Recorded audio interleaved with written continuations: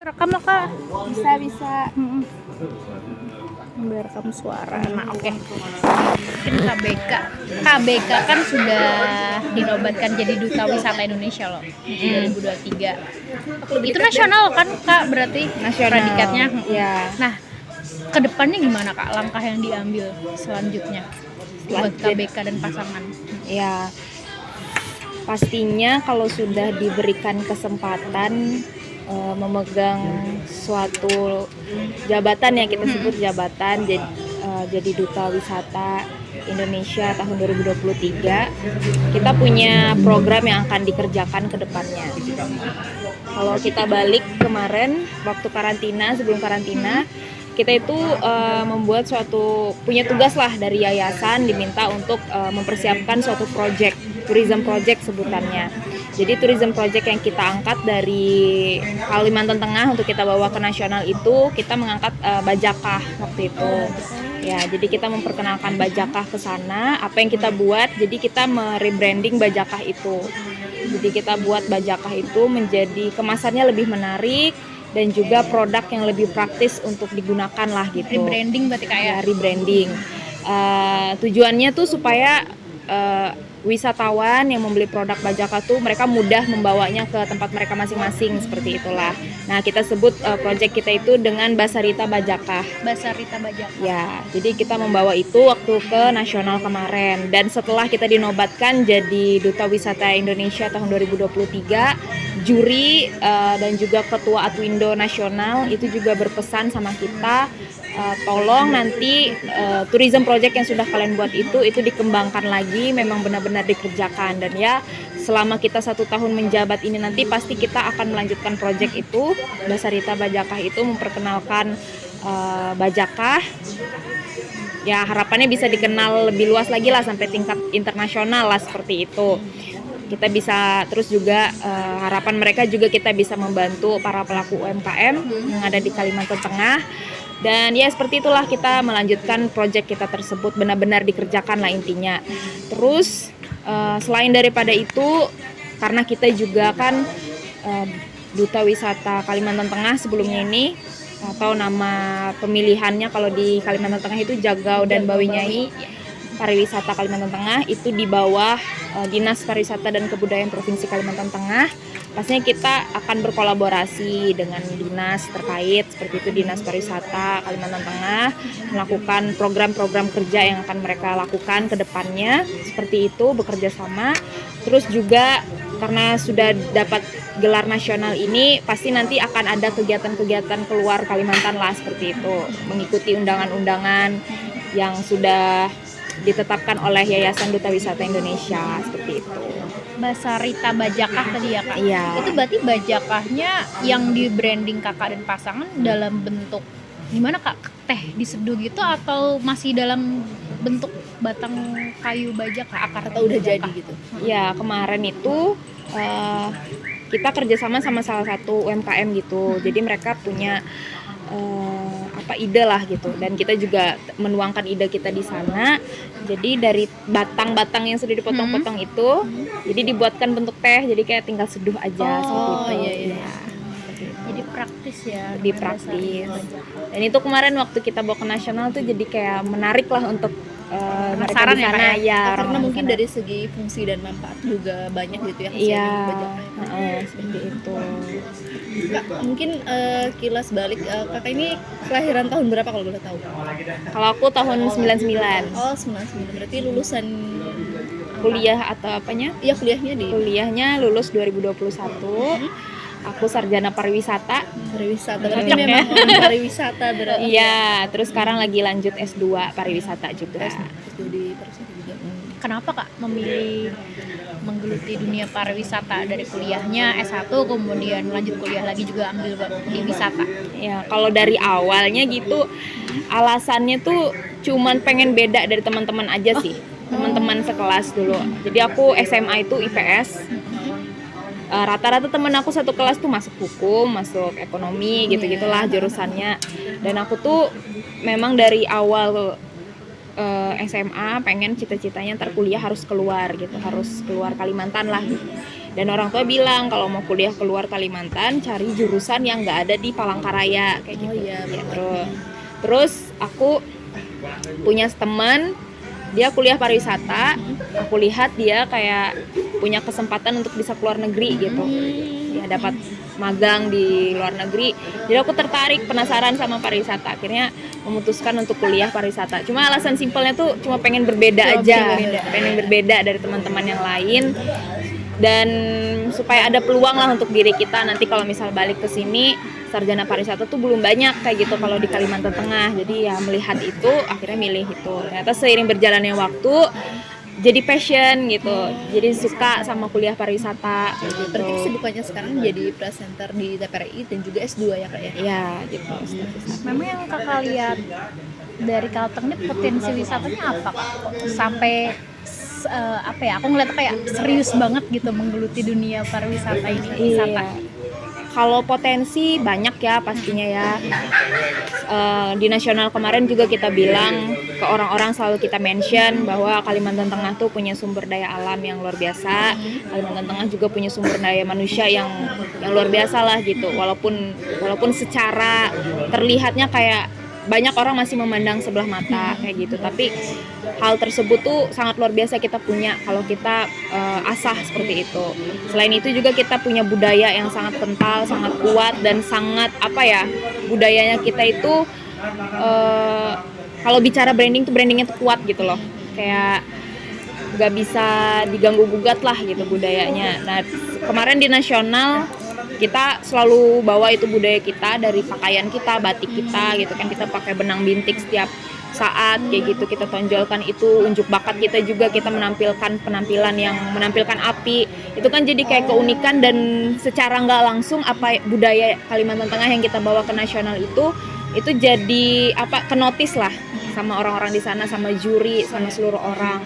Terus juga kemarin salam adatnya kita itu sampai sangat viral gitu di nasional, itu viral banget. Seluruh peserta tuh kayak sampai tahu salam adatnya kita gitu. Walaupun mereka cuma bisa nyebut kayak arusnya aja gitu, tapi mereka kita senangnya tuh kayak senotis ini orang sama excited gitu. Karena ya itu, kita punya budaya yang unik, kita punya sumber daya alam yang luar biasa, kita punya sumber daya manusia yang luar biasa. Nah, kenapa aku pengen serius banget kayak menjalani itu? Pastinya kita pengen Kalimantan Tengah tuh lebih dikenal kayak gitu dengan apa yang kita punya. Di Kalimantan Tengah kita punya orang utan, kita punya Taman Nasional Tanjung Puting.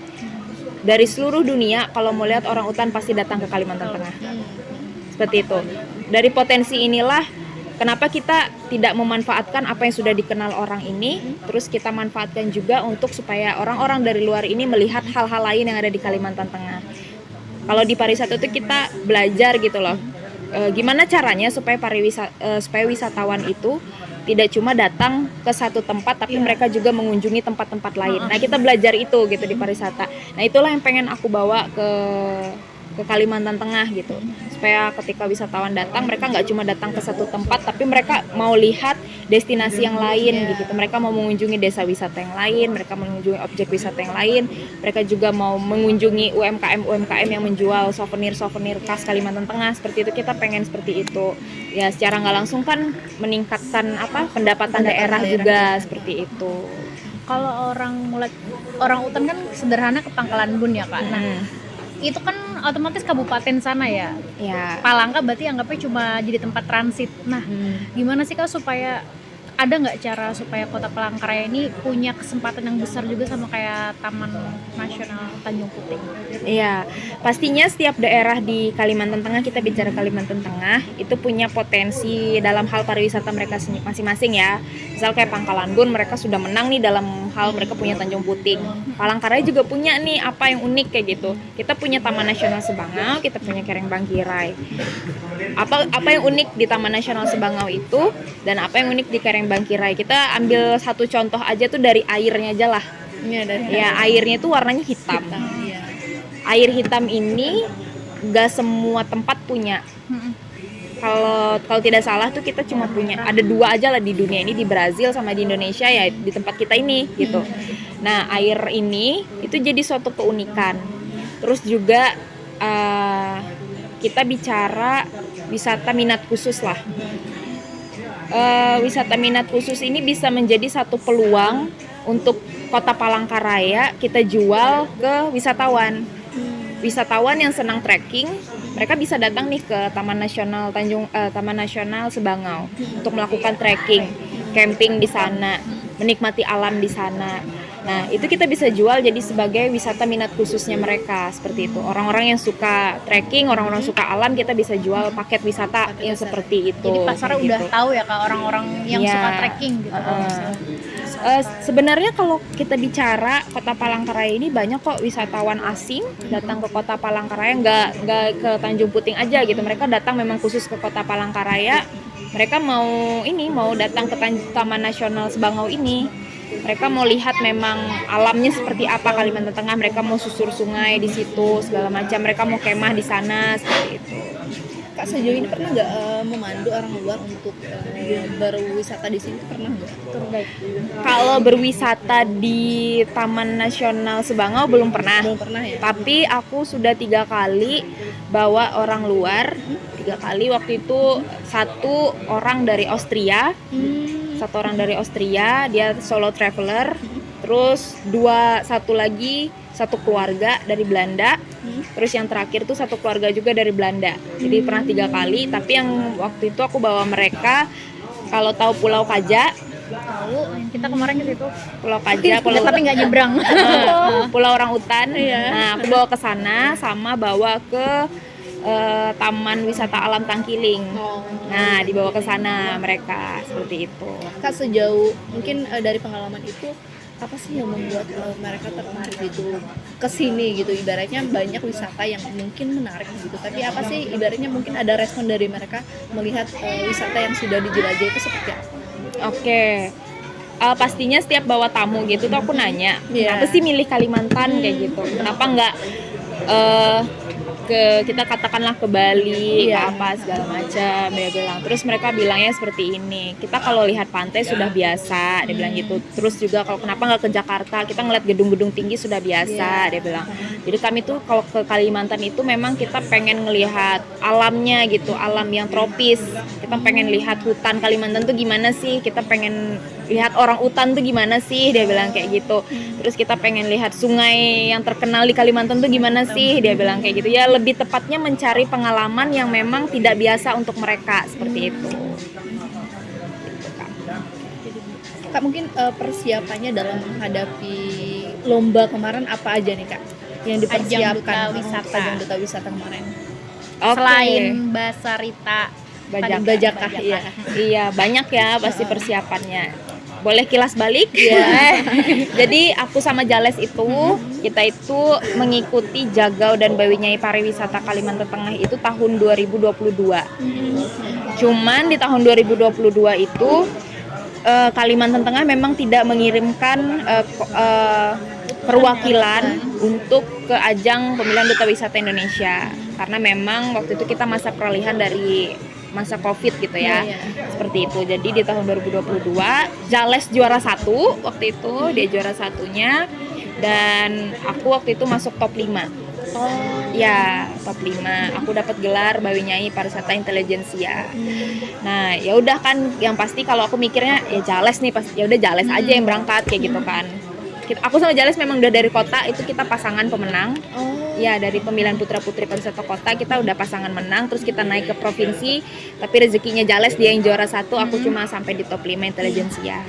Ya udah, akhirnya memang dijanjikan yang 2022 menang itu naik di 2023. Pada bulan Mei 2023 aku tiba-tiba dihubungin sama Ketua Atwindo Kalimantan Tengah, Kapega, dibilang BK siap nggak untuk mewakili Kalteng ke pemilihan Duta Wisata Indonesia. Pastinya aku nanya dulu, make sure kan ini kenapa dengan juara 1 sampai 3-nya gitu. Kenapa mereka tidak bersedia? Akhirnya dijelaskan memang mereka belum bersedia pada saat itu karena alasan satu dan lain hal. Akhirnya dipercayakanlah ke aku gitu untuk mewakili Kalteng. Akhirnya saya bersedia seperti itu. Dan persiapannya tuh sangat banyak ya, bisa dibilang sangat banyak, sangat ribet, sangat menguras emosi gitu, menguras pikiran. membagi waktu, ditambah aku juga lagi kuliah, lagi proposalan kayak gitu kan, kayak aduh luar biasa sekali ya. Pastinya persiapan pertama secara mental gitu, terus kedua kita persiapan meminta dukungan juga, ya minta dukungan juga dari pemerintah seperti itu. Terus persiapan yang memang harus disiapkan, penampilan yang memang ditunjukkan ke sana. Kita persiapan unjuk bakat, waktu itu kita ke nasional kita membawakan dadas, Tarian dadas tarian ya. dadas. ya kita bawa tarian dadas waktu itu. Terus kita persiapan tourism project, terus syuting video sesuai permintaannya nasional kayak gitu kan ya. Terus yang paling penting ini sebenarnya adalah selain ilmu pengetahuan yang memang kita harus, karena lingkupnya kan bukan Kalteng lagi ya, Indonesia. Jadi secara wawasan kita juga harus lebih luas lagi kan, mengenal isu-isu yang ada, yang lagi happening saat ini gitu. Nah itu harus kita inikan terus, kita belajar hal tersebut. Tapi yang paling penting itu adalah membangun chemistry saya dan Jales seperti itu. Ya, Atau sering cekcok nggak Kak? kalau Kan dua kepala digabung jadi satu nih, mau nggak mau harus nyatu terus. Iya, kalau cekcok sih so far sejauh ini tuh memang kita nggak pernah ya. Dari kota kita berproses 1 tahun inilah kita berproses sama-sama terus, cekcok belum pernah, tapi beda pendapat pasti selalu sering kayak gitu. Kadang aku pengennya A, dia pengennya B, jadi kita harus bagaimana mendapatkan jalan tanpa harus ribut, tanpa harus bertengkar, supaya menemukan jalan keluarnya gitu dari pendapat yang berbeda ini, seperti itu. Karena kan umur kita berdua tuh lumayan jaraknya lumayan jauh ya. Jales tuh 19 tahun, aku 24. Jadi kalau sebagai pasangan partner di perdutaan itu kita ini, kalau aku pribadi aku memposisikan diri sebagai kakaknya dia gitu. Jadi harus sama-sama dewasa lah, mengayomi seperti itu. Kak, selain Basarita Bajaka tadi itu kan produk dari sini ya. Waktu itu untuk wisata Kaltengnya ada ditawarkan nggak Kak ke nasional sama KBK dan Kajales? Ya, kalau pariwisata Kalteng kita pasti persiapkan ya. Cuman waktu kita ke nasional waktu itu pihak sana itu tidak terlalu menanyakan mengenai apa sih pariwisata unggulan. Cuma ada lah mereka menanyakan seperti itu. Kalian punya apa di Kalimantan Tengah? Ya jadi ya udahlah kita siapkan apa yang kita tahu dan yang memang pernah kita kunjungi. Jadi ya pasti kita persiapkan apa yang ada di Kota Palangkaraya gitu. Jadi waktu itu kita bawanya Kereng Bangkirai, itu yang kita sampaikan. Terus juga kita nge-spill sedikit juga tentang Taman Nasional Tanjung Puting, karena secara nggak langsung juga Taman Nasional Tanjung Puting ini kan unggulan juga kan di Kalimantan Tengah, wisata unggulan yang kalau kita kemana-mana pasti jualnya Tanjung Puting lah kayak gitu. Sampai kemarin juga kita ada kesempatan ke Cina itu, kita ke Cina itu jualnya Tanjung Puting juga seperti itu. Kemarin Cina ASEAN Expo ya. Ya, China ASEAN Expo. Berarti ini ibaratnya wisata Kalteng itu sudah nyampe mancanegara berarti ya, kayak nggak cuma secara nasional aja gitu. Wisata apa? Nasional. Wisata-wisata yang ada di Kalteng maksudnya sudah dikenal lah ibaratnya Iya. sama orang asing gitu. Sudah tentu. Ya itu dua tadi kita yang sangat dikenal itu Tanjung Puting sama Sabangau. Itu sudah dikenal banget. Jadi intinya wisatawan asing yang datang ke Kalimantan Tengah itu pasti datang ke situ kayak gitu. Kedua tempat itu ya. Dua tempat itu. Kak, mau nanya dong, kalau misalnya fenomena tempat wisata dicat warna-warni terus tuh dikasih figura lope you tuh pendapat KBK sendiri gimana Kak? Iya. Apakah itu upaya buat menarik peminat wisatawan atau malah mengurangi nilai dari mengurangi wisata nilai itu? originalitas Kak? Originalitas Sebenarnya tergantung dari ini ya, dari jenis wisatanya gitu, lokasi wisatanya. Kalau lokasi wisatanya tersebut adalah lebih baik kalian menjual alamnya, itu sangat ngapain sih dicat warna-warni, dibikin lope-lope kayak gitu segala macam, yang nggak ngapain gitu kan. Nah tapi kalau misalnya tujuan tempat wisata itu memang untuk hiburan, untuk rekreasi, ya that's fine gitu ya, kita Ini bikin kayak wisata buatan ya, untuk wisata buatan ya nggak apa-apa kayak gitu. Jadi intinya kalau dalam kita membuat suatu objek wisata atau kita membangun suatu destinasi wisata, itu yang paling pertama kita harus lihat potensi dari lokasi tersebut. Kalau memang potensi dari lokasi tersebut kita lebih baik menjual alam, ya kita jual apa yang asli gitu, keasliannya, nggak tanpa perlu kita sibuk menambahkan embel-embel yang lain kayak gitu kan, kayak nambah ornamen-ornamen bentuk love, dicat warna-warni, itu justru merusak estetika dan juga nilai dari objek wisata tersebut. Tapi kalau misalnya objek wisata tersebut ya tujuannya tadi seperti saya bilang untuk rekreasi, untuk hiburan, memang untuk khusus untuk keluarga, anak-anak dan segala macam, ya nggak apa-apa kayak gitu. Mungkin menurut kakak apa sih yang perlu ditingkatkan dari wisata-wisata yang ada di Kalteng, kayak misalkan seperti Matan Andau itu kan ibaratnya masih banyak yang kurang tahu kayak gitu, itu gimana sih cara kita mengenalkan ke masyarakat gitu? Sebenarnya kalau memperkenalkan itu kita kembali lagi ke zaman sekarang ini, kita sudah masuk dalam industri 5.0. Ya kita hidup dalam dunia teknologi ya pastinya. Ya. Jadi pastinya kita memanfaatkan teknologi yang ada. Saat ini semua orang pasti main sosial media. Ya manfaatkanlah sosial media itu untuk menjual apa yang kalian punya seperti itu. Dan pastinya ini lagi kembali lagi kepada branding. Apa yang membuat objek wisatamu ini yang kalian buat ini itu berbeda dari objek wisata orang yang lain kayak gitu. Bangun brandingnya gitu. Jadi sehingga orang tuh kayak tertarik untuk datang ke sana seperti itu. Tapi kalau kontribusi dari Putri Wisata sekarang, ibaratnya akan sudah dinobatkan ya, itu apa sih yang mau diberikan kontribusinya ke Kalteng? Mungkin Indonesia dulu pada umumnya dan Kalteng khusus gitu. Iya, kalau bicara ke saya pribadi, pastinya sebagai duta wisata kita sudah punya platform nih, kita sudah punya sosial media yang pasti dilihat orang. Balik lagi kita pasti mempromosikan apa yang kita punya di Kalimantan Tengah. Tapi kalau saya pribadi, saat ini saya sedang lanjut S2 kan, S2 pariwisata. Kalau saya lebih kepada, kalau di pariwisata itu ada sebutannya pentahelix. Di dalam pentahelix itu ada satu, itu ada kalau nggak salah 5 pentahelix. Jadi di dalam pentahelix itu satunya itu ada poin di mana akademisi. Nah kalau saya ini memang sudah kuliah lagi di S2. Jadi saya pengen nanti itu ketika saya sudah lulus, itu saya pengennya lebih banyak ke penelitian-penelitian yang berhubungan dengan pariwisata. Ya pastinya ngangkat isu-isu yang ada di Kalimantan Tengah seperti itu. Karena secara nggak langsung juga bagian akademisi itu membantu pemerintah untuk melihat apa sih yang kurang dari pariwisata mereka, apa sih yang harus mereka tambahkan kayak gitu berdasarkan data penelitian yang sudah dibuat oleh para peneliti seperti itu. Jadi kalau saya nanti pengennya kontribusi memang lebih kepada bidang akademisi seperti itu.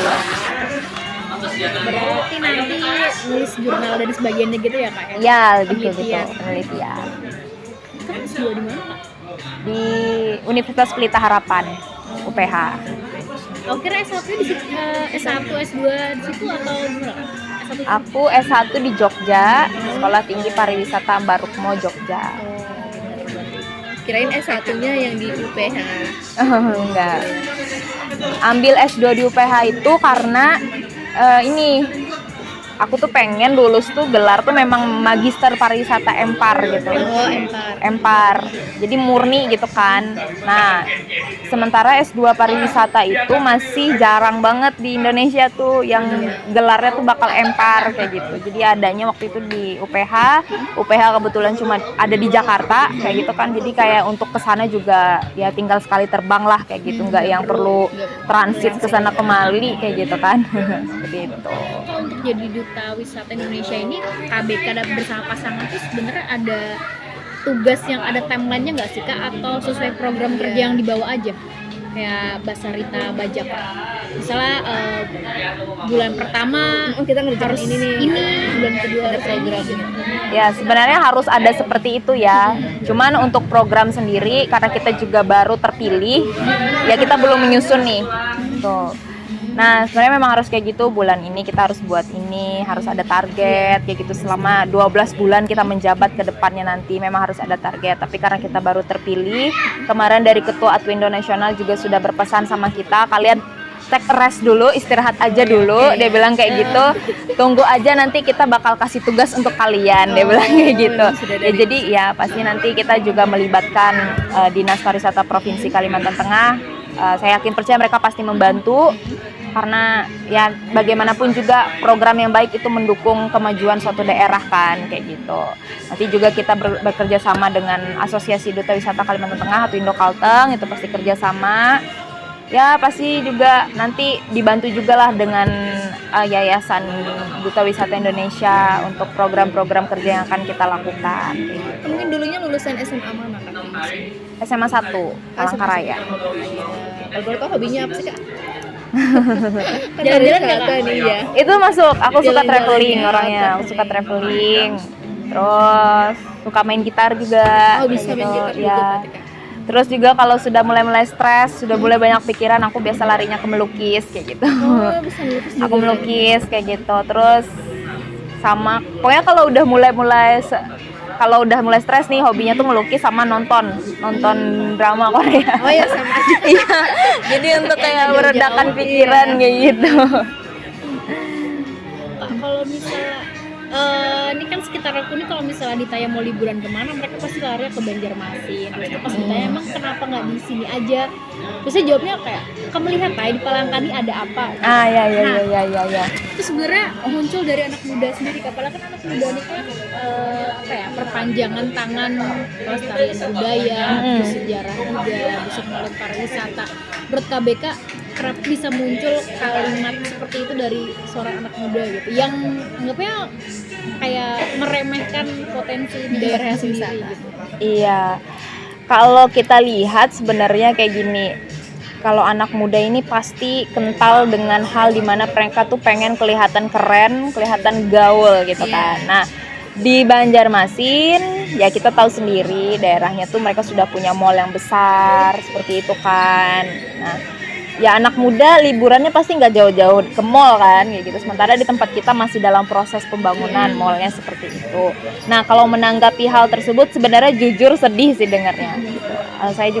Aku juga sering kayak nanya-nanya kadang ke duta-duta wisata lainnya, gimana nih tanggapan kalian kalau misalnya ada orang yang ngomong, emang di Kalimantan Tengah ada apa sih gitu, emang di Palangkaraya ada apa sih. Itu sering banget dapat pendapat-pendapat yang seperti itu. Ya pasti pertama tadi sedih dengar seperti itu, karena berarti mereka tidak mengetahui apa yang daerah mereka miliki. Itu aja sih simpelnya. Mereka tidak kenal daerah mereka. Mereka cuma melihat keluar tanpa melihat apa yang ada di dalam, Apa yang seperti kita itu. punya, Ya, apa yang gitu kita ya. punya gitu.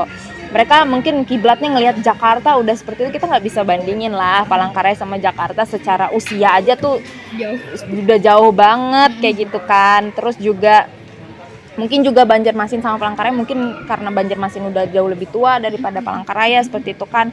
Nah, kita pesannya aja lah kepada generasi muda, jangan lihat keluar dulu, kita boleh lihat keluar, ambil contoh positif, tarik itu kembali ke daerah kalian, bangun daerah kalian. Itu sih pengennya seperti itu, pesannya aja kepada anak-anak muda.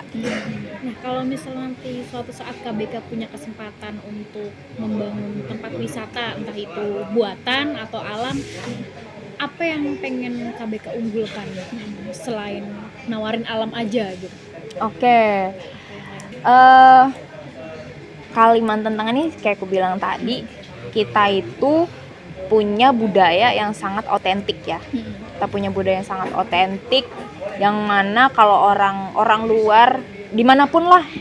Kemarin kami ke Cina itu ngelihat orang luar nonton tarian daerah kita, penampilan budaya kita di Cina itu kayak wow, sangat kagum sekali kayak gitu. Terus juga beberapa orang bule lah katakan gitu, kalau datang ke Kalimantan Tengah mereka ngelihat budaya kita, ngelihat tarian kita, ngelihat budaya itu kan banyak hal ya, bicara banyak hal, nggak masalah tarian, kesenian aja gitu. Itu mereka juga merasa wow. Terus juga kemarin di nasional gitu, mereka ngelihat semburan api aja itu sudah kayak wow banget.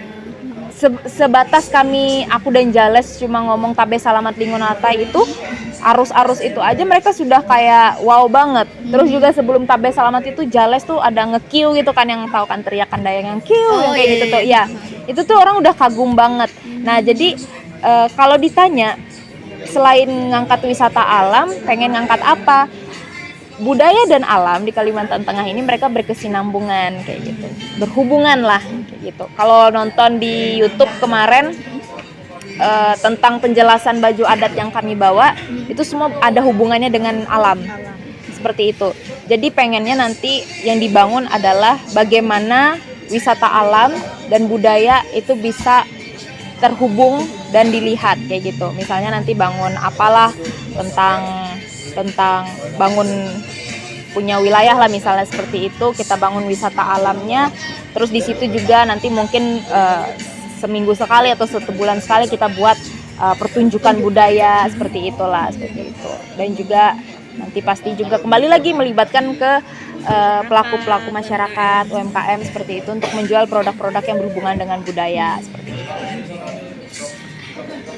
Sebagai duta wisata nasional sama pasangan, tadi kan kita ngomongin Kalteng Kak. Nah, untuk Indonesia gimana Kak? Dari kakak ini kan ngurusnya dari Sabang sampai Merauke.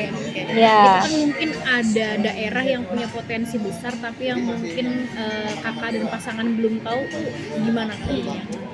Kan anggapnya Kalteng aja berat buat ngangkatnya, atau bahkan perjuangannya kan kayak lama banget. Terus gimana dengan daerah lain yang ada di Indonesia? Ya, Duta Wisata Indonesia itu kan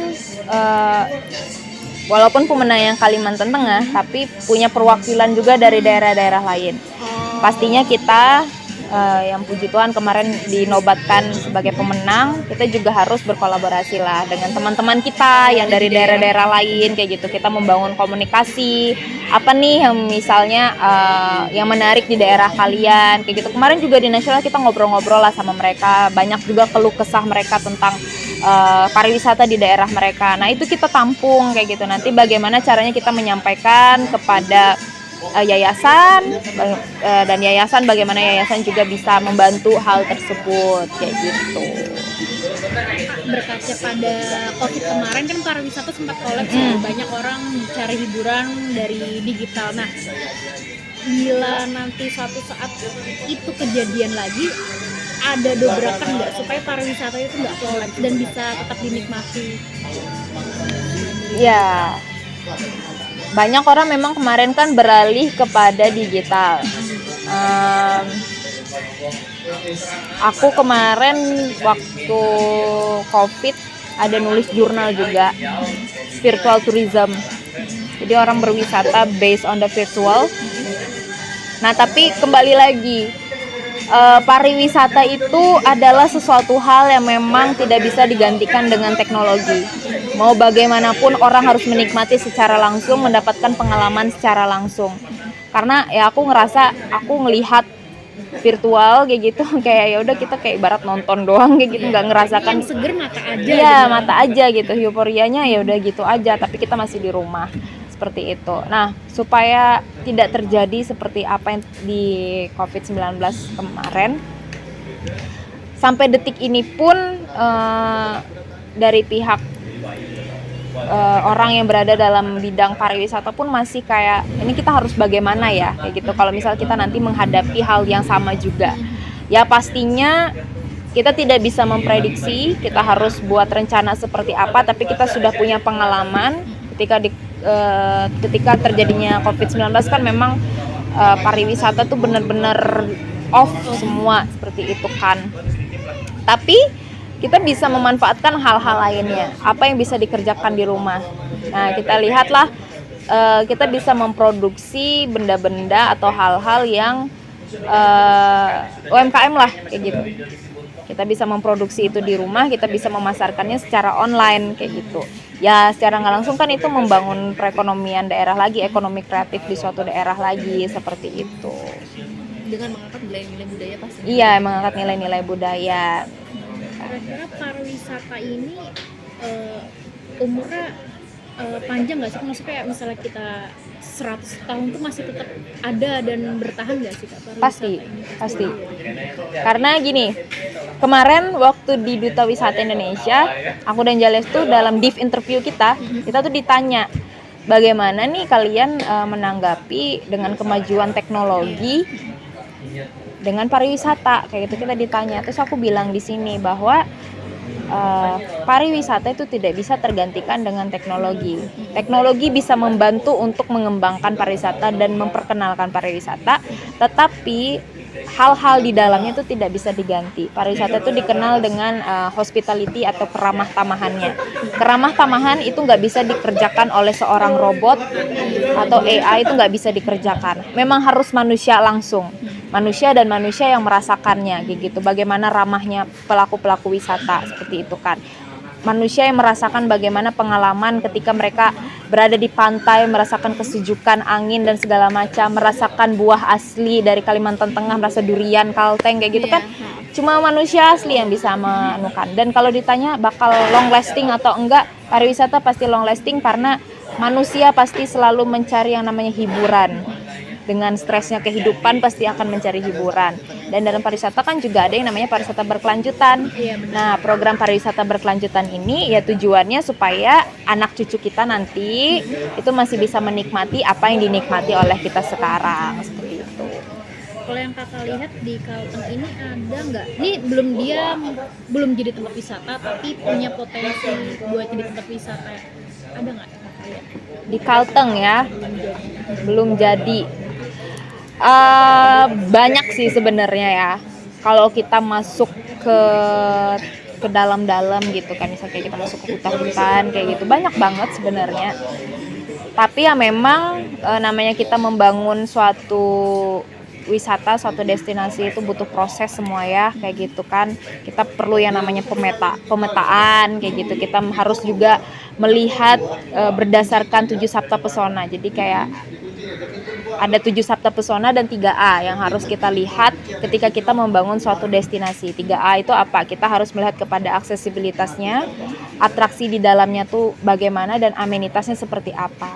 Terus juga 7 sabta pesona, ada poin keamanan di dalam sana kayak gitu. Nah, poin keamanan ini yang memang salah satu poin yang penting dalam membangun suatu destinasi. Aman nggak ketika wisatawan datang ke sana? Nah, itu harus memang kita perhatikan gitu kan, karena dalam membangun suatu destinasi itu sangat kompleks. Kita kalau bicara potensi banyak banget. Kita suruh orang trekking masuk hutan aja itu sudah wisata kayak gitu kan. Tapi kan apakah hutan itu aman untuk trekking kayak gitu dari binatang buas? Nah, itu perlulah ada itunya. Makanya tadi ada yang namanya pentahelix itu tadi, kita melibatkan akademisi, kita melibatkan media, kita melibatkan pemerintah, kita melibatkan bisnis dan juga masyarakat gitu untuk bersinergi bersama-sama seperti itu. Ngomong safety di dunia wisata, untuk di Palangka sendiri tuh udah safety dan ramah bagi lansia dan pengguna disabilitas gitu. Nah, yang kakak lihat, kalau hal tersebut ada beberapa objek wisata yang memang sudah ramah untuk seperti yang kakak tanya tadi. Tapi memang ada beberapa hal yang memang tidak diperbolehkan lah, katakanlah seperti itu untuk mereka-mereka yang memiliki keterbatasan seperti itu. Jadi ya memang ini salah satu PR juga bagaimana, karena kan namanya berwisata, setiap manusia memiliki hak akan hal tersebut, mau kita ada keterbatasan atau tidak, semua orang punya hak untuk melakukan kegiatan wisata. Jadi ya memang kita ingin juga pariwisata di Kalimantan Tengah, di Kota Palangkaraya itu juga bisa bersahabat lah dengan teman-teman kita, ya dinikmati oleh semua kalangan seperti itu. Kak, ini kan kalau dari Pemprov ya, akhir-akhir ini itu dia menuntut semua daerah, kabupaten atau kota itu untuk membuat wisata buatan kayak gitu, dan juga itu tadi tidak lepas dari safety-nya gitu. Jadi kalau kata mereka Pemprov itu ibaratnya banyak sekarang wisata yang ada di Kalteng ini tapi tidak memperhatikan dari segi fasilitas, misalnya kayak penginapannya bahkan tidak ada kayak gitu. Jadi ibaratnya kabupaten atau kota itu bahkan dituntut untuk membuat wisata buatan gitu, ibaratnya terlepas dari kekayaan alam, tapi mungkin ibaratnya kalau wisata buatan itu mungkin lebih mudah kali ya Kak dalam pengelolaannya. Nah, itu menurut Kakak gimana sih? Kalau misalkan ada wisata buatan kan gimana untuk wisata alamnya kayak gitu? Oke, kita balik lagi, wisata buatan itu bisa kok dihubungkan dengan wisata alam. Tapi ya kembali lagi kalau kita harus punya apa yang jelas, satu hal yang jelas ketika kita menjual suatu produk gitu. Mau menonjolkan wisata buatannya atau wisata alamnya seperti itu. Kalau bicara keamanan, memang banyak kadang kita tuh kan kayak pengen ikut-ikutan gitu kan. Jadi sehingga ya udah buat aja gitu, masalah aman atau enggak ya udah belakangan lah kayak gitu, yang penting uang gitu, uang kita dapat duit banyak. Nah itu yang disayangkan sebenarnya.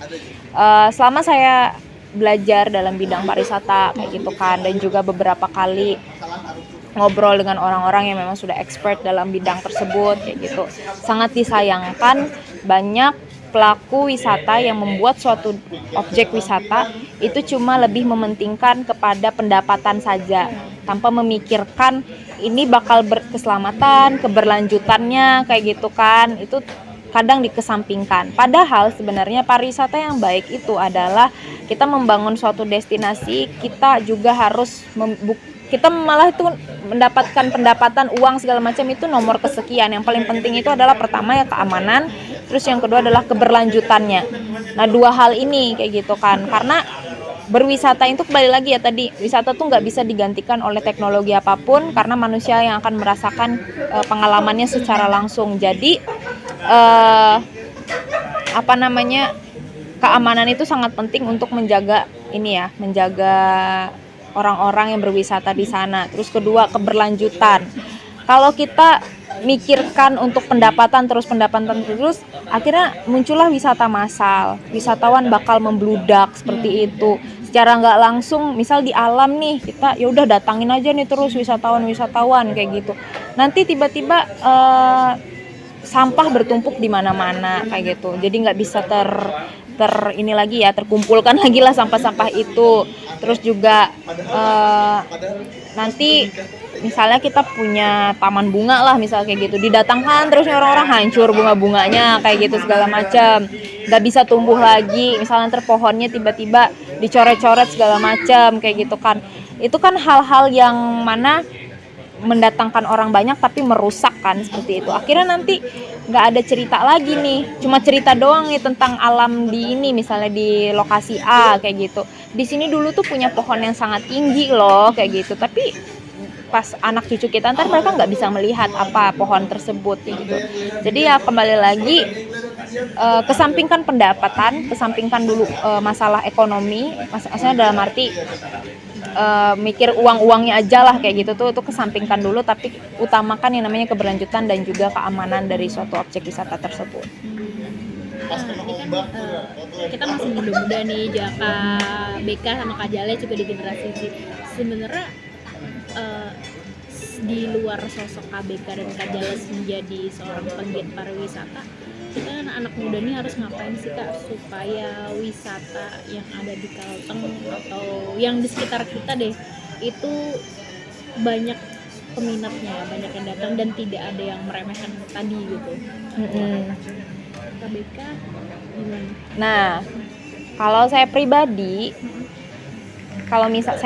nih ya, saya kalau di Kalimantan Tengah itu sudah lumayan kemana-mana gitu. Saya tinggal berapa kabupaten yang belum saya datang, 3 apa 2 kayak gitu, sisa itu aja. Nah, saya tuh senang sekali kalau ke suatu tempat itu saya pasti mendokumentasikan gitu kan. Nggak mesti melulu itu tuh saya harus ke tempat objek wisata. Saya mendokumentasikan segala sesuatu. Apapun saya dokumentasikan, kalau saya lihat itu unik, otentik, menarik, itu saya dokumentasikan. Ibarat makan pentol di pinggir jalan aja, kalau itu menarik buat saya dokumentasikan. Jadi itu selalu saya sharingkan di sosial media saya kemanapun saya berada. Nah, dengan cara seperti itu kita ya sadar nggak sadar itu akan menginfluence orang-orang yang menonton story kita lah. Biasa kan saya sharingnya itu di story gitu. Itu akan menginfluence orang-orang kayak gitu. Misal saya datang nih ke suatu desa, saya ketemu tambi-tambi dia lagi motong kayu, itu saya videokan kayak gitu, hal-hal unik yang menarik kayak gitu kan. Jadi nggak melulu tentang kalian jalan-jalan di tempat wisata yang harus kita dokumentasikan. Apapun yang unik, apapun yang menarik dari suatu daerah, dokumentasikan, kalian punya platform besar, sharekan itu. Pasti ada yang nanya lah itu di mana kayak Karena gitu. nggak semua orang punya kesempatan melihat tambi-tambi yang Iya apa, itu betul gitu. sekali. Kita nggak semua orang punya kesempatan itu kayak gitu. KBK tadi tinggal 2 kan kabupaten yang belum dijajaki. Nah, 2 apa 3 gitu tinggal lupa. 2 3 yang dari seluruh Kalteng kan, dari satu Kalteng. Nah, bisa sebutin 3 tempat wisata atau apa gitu yang menarik dan membekas di hati KBK? Tempat wisata yang menarik dan membekas. Waktu itu ini dulu waktu saya kecil, saya bisa dibilang kita kan hidup di Kalimantan Tengah ini jarang yang namanya melihat pantai, melihat laut. Nah, iya, saya jujur aja pertama kali ngelihat laut, ngelihat pantai itu waktu saya berangkat kuliah, waktu kuliah itu pertama kali ngelihat ketemu pantai. Dan sampai detik ini pun saya kalau ngelihat pantai, ngelihat laut tuh selalu amazed kayak gitu, selalu kayak wow, senang kayak gitu kan. Iya, pasti selalu senang gitu kan, karena kan kita ya hidup ngelihat sungai terus kan. Di Kalteng.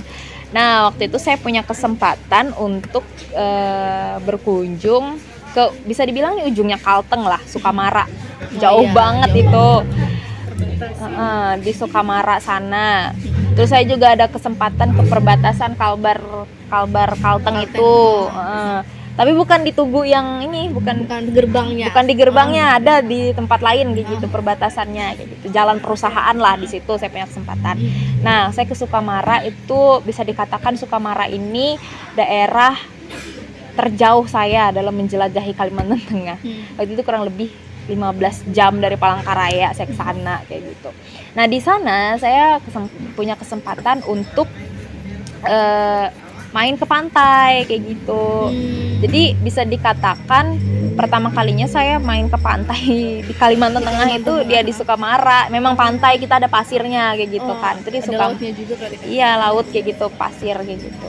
Nah, itu pertama kalinya. Jadi di situ ada disitulah muncul suatu pemikiran, ada inilah pemahaman baru buat saya bahwa Kalimantan Tengah ini wah kaya banget ya, kita punya semuanya gitu. Kita punya hutan yang asri, kita punya flora dan fauna yang otentik, yang daerah lain tuh nggak punya kayak gitu. Kita punya apa ya, potensi alam yang sangat luar biasa dan lengkap kayak gitu.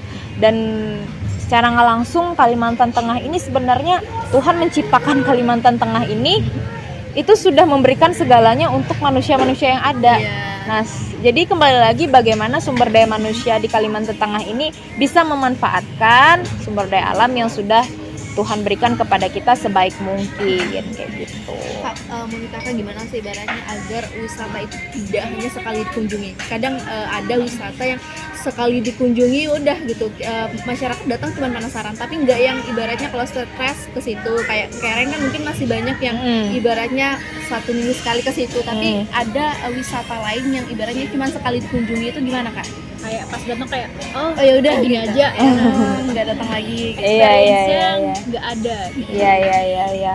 Nah, jadi di dalam kembali lagi ke 7 Sabta Pesona. Di 7 Sabta Pesona itu ada poin yang namanya poin kenangan. Jadi kalau saya bilang, kalau ditanya menurut kamu di 7 Sabta Pesona tuh apa yang paling penting? Aman itu penting. Terus yang terakhir adalah kenangan. Jadi bagaimana suatu destinasi itu harus bisa menciptakan kenangan yang baik supaya orang bakal punya motivasi berkunjung ulang ke suatu destinasi wisata tersebut. Gimana caranya? Ya caranya itu adalah kita harus memberikan suatu destinasi itu harus memberikan pengalaman yang sangat menarik kepada wisatawan. Artinya jangan memberikan suatu hal yang biasa yang bisa kita temui di tempat lain. Misalnya kita nih udah jauh-jauh ke lokasi A, sampai sana, oh gini aja ternyata, ya udah. Nah, pengalaman itu tadi bakal dia bawa balik ke daerah dia bakal ceritakan ke orang banyak, dan dia bilang, aku pengen ke lokasi A nih, kata temennya misalnya. Terus yang B ini kan udah pernah ini kan, udah pernah kesana, terus dia bakal cerita, itu kan ini cuma biasa aja kayak gitu kan, itu cuma kayak pohon dililit kain biasa aja, itu cuma viral di sosmed aja, sampai sana nggak ada apa-apanya gitu kan. Itu kan mempengaruhi orang bakal datang kan kayak gitu. Nah jadi kembali lagi, kita kalau mau dikenal orang, branding kita tuh harus kuat kayak gitu, personality kita tuh harus kuat. Jadi itulah juga yang harus terjadi di lokasi wisata, di objek wisata. Bagaimana mereka harus membranding hal tersebut dengan kuat, bagaimana mereka membuat personality dari destinasi tersebut harus kuat, seperti itu. Apa yang unik di sana, apa yang nggak bisa orang temuin di sana. Ya contoh katakanlah tadi kan ada 3A, akses, atraksi, dan aksesibilitas. 3 hal ini yang memang harus benar-benar diperkuat lah dalam suatu destinasi wisata. Secara atraksi dan amenitas sudah bagus, kalau aksesibilitas ke sana orang juga males bakal datang. Misalnya jalannya jelek atau apa kayak gitu, ya udah males lah kayak gitu. Terus aksesibilitas sudah bagus, amenitas sudah ada tapi nggak ada atraksi, orang bosan ke sana. Terus juga aksesibilitas dan secara atraksi sudah ada tapi amenitas nggak ada. Orang pengen pipis, toiletnya nggak ada, kayak males lah kayak gitu, kayak kesana kayak gitu kan. Nah itu jadi 3 hal ini, 3A ini, atraksi, akses, dan amenitas itu harus ada di namanya suatu destinasi wisata, seperti itu. Itulah yang membuat orang bakal punya kenangan dan pengen balik lagi datang ke suatu destinasi tersebut. Suatu tempat bisa disebut destinasi wisata itu setelah memenuhi 3A tadi dan 7 Sabta Marga. Ya, bisa dikatakan suatu tempat bisa disebut sebagai destinasi wisata ketika mereka memenuhi unsur 3A dan adanya 7 Sabta Pesona itu tadi. Kalau Pak Sukamelu tuh memenuhi nggak? Kan situ amenitasnya sudah ada, aksesnya sudah ada, atraksinya apakah bisa muncul dari mungkin pengelola Pak Sukamelu atau anak-anak muda yang ada kegiatan di situ, bisa disebut sudah memenuhi 3A itu tadi? Kalau Pak Sukamelu kita katakan sudah bisa masuk 3A. Pak Sukamelu itu kan dia taman, tapi dia di sekelilingnya ada Sungai Kahayan, ada Jembatan Kahayan, ada kuliner. Jembatan Kahayan sekarang kan ada lampu-lampu itu kayak gitu kan. Terus juga Sungai Kahayan di situ ya, kita bisa susur sungai segala macam, bisa mengambil foto, atraksinya sudah ada. Terus juga sering kan kegiatan-kegiatan masyarakat dilakukan di sana kayak gitu. Disebut atraksi itu apakah ketika pengunjung atau wisatawan tuh bisa melakukan kegiatan di situ Pak? Misalkan kayak tadi ngambil foto, susur sungai, itu atraksi itu bisa disebut atraksi tapi bukan atraksi yang penampilan gitu Pak. Ya. Kalau atraksi dalam pariwisata itu adalah bagaimana mereka bisa mendapatkan pengalaman, dalam arti seperti ini. Atraksi itu misalnya mereka bisa melakukan suatu kegiatan di sana. Misalnya kayak tadi mereka bisa susur sungai, itu masuk atraksi. Terus juga di Pak Sukamelu itu ada yang namanya Jembatan Kahayan yang ada lampu-lampunya, itu kan sudah pertunjukan gitu. Jadi atraksi itu apa yang dipertunjukkan kepada wisatawan kayak gitu. Berarti tidak harus manusia yang ibaratnya ada penari ya, gitu. Nggak harus manusia. Tadi yang aku ngerti itu kalau ada orang yang melakukan atraksi Enggak. dari daerah apa-apa. Enggak bicara tentang ada yang melakukan gitu, enggak. Yang bisa dinikmati. Ini udah hampir sejam dan kalimatnya berisi semua nih Kak. Jadi Uli nyatatnya panjang lebar. Sambil minum aja. Oh iya.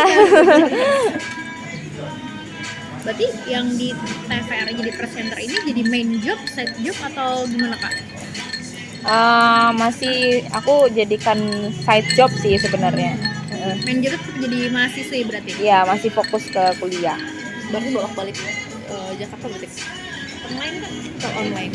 Kalau UPH tuh mereka hybrid system. Jadi nanti kita setiap awal semester itu harus ke kampus. Jadi full kita 1 minggu dipadatkan jadwalnya gitu. Jadi dari pagi sampai jam 10 malam kita di kampus aja belajar. Ini yang tiap Seminggu. hari berarti sebenarnya? Yang tiap hari maksudnya? Iya, tiap hari masuknya, tapi di Jakarta itu 1 minggu di kampusnya langsung. Terus setelah itu ntar kita ibaratnya ada asinkronus. Jadi asinkronus itu kita kayak belajar sendiri aja di rumah, dikasih tugas lah sama dosen. Nah, itu 1 minggu, terus minggu depannya kita kuliah tapi Berarti online. ini sudah tesis berarti proposal. Proposal. Neliti di sini atau di mana? Nanti di sini, aku di sini ngangkat ini SDM, sumber daya manusia dan pariwisata berkelanjutan. Oh. Full English Kak kelasnya. Enggak full English. Oh Cuma iya. memang pengantarnya English sih, cuma Pengantarnya masih English bisa pakai bahasa Indonesia. Katanya kan kalau misalnya jadi anak pariwisata tuh harus menguasai beberapa bahasa. Kalau KBK menguasai bahasa apa aja nih? Kayak bahasa daerah. Aku Inggris saja, bahasa Inggris. Kayak gitu. Bahasa Inggris. Kalau bahasa Dayak kan orang asal sini. Ya, aku Dayak. Campuran sih sebenarnya. Papa aku orang Batak, mama aku orang Dayak. Tapi memang mereka berdua tuh asli-asli kayak gitu lah. Jadi kayak papa tuh memang bener Asli orang Batak asli, mama juga Dayak asli. Jadi kayak ya udah campurannya jadi Batak Dayak kayak gitu. Jadi marganya atau ambil Dayak ambil Dayak atau Batak? Kak? Batak, karena Oh, papa kan yang Batak kan. Marga apa sih Batak? Tampu Bolon. Oh. Ya.